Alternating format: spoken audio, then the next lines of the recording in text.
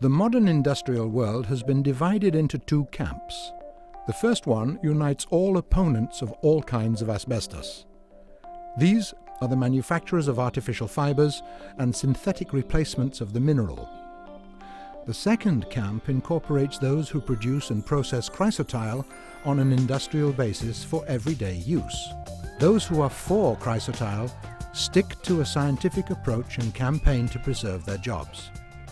Their opponents act only on the basis of their business interests and ignorance, not taking on board the latest research results.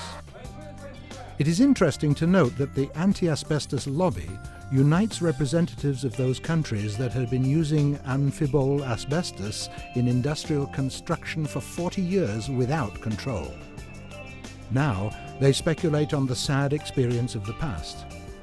Only one case of illness caused by amphiboles provoked a chain reaction.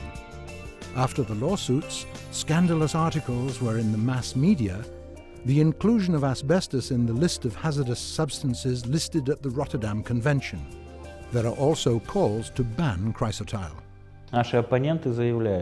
Our opponents claim that asbestos-generated cancer has killed more than 100,000 people. My question was put directly to those researchers of WHO who perpetuate the ban on asbestos. From where did you get this figure? If we say that 50,000 workers are going to lose their jobs, then we say, here is our data. The factory staff number 50,000. So from where did the 100,000 deaths come? The use of chrysotile is under thorough control at the production stage.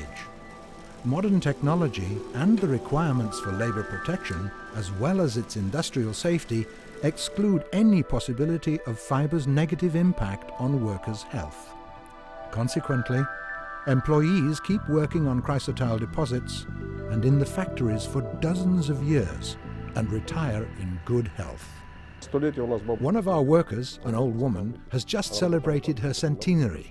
She worked at the factory and then transferred to our mine, and she's registered with our council. Her eyesight is poor, but her lungs are sound.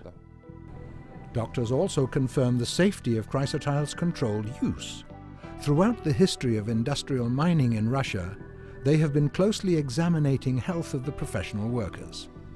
They have also been conducting various kinds of lab research on chrysotile's fibers.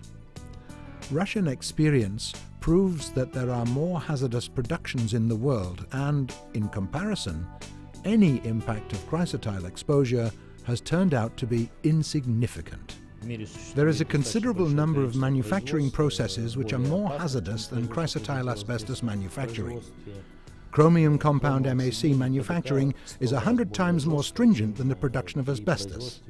About 2 weeks after starting work, workers can suffer from nasal septum destruction and possible onset of stomach cancer after about 6 months. Russian government supports chrysotile production. It provides jobs and the development of the cities that are living at the expense of such plants, and these plants also operate on the international market. The country exports chrysotile fibers to Southeast Asia and other regions. In March 2011, Russian President Dmitry Medvedev signed the Rotterdam Convention. This move will let Russian manufacturers carry on with their campaign for chrysotile.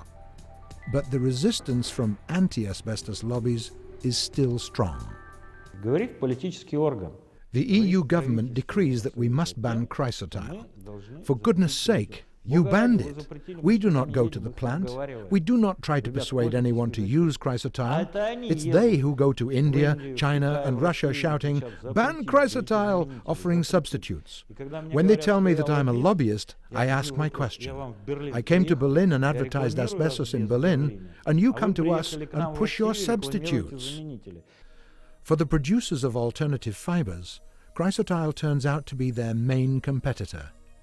It is cheap, durable and environmentally friendly.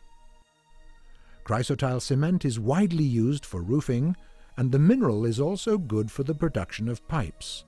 Those items are highly necessary for the boosting of infrastructure of developing countries. You cannot do without Chrysotile. That is an indisputable fact. So industry owners and the trade unions all over the world unite to carry on the battle for the mineral against the anti-asbestos lobby. We have united various bodies to resolve one serious issue, to protect us against the anti-asbestos campaign.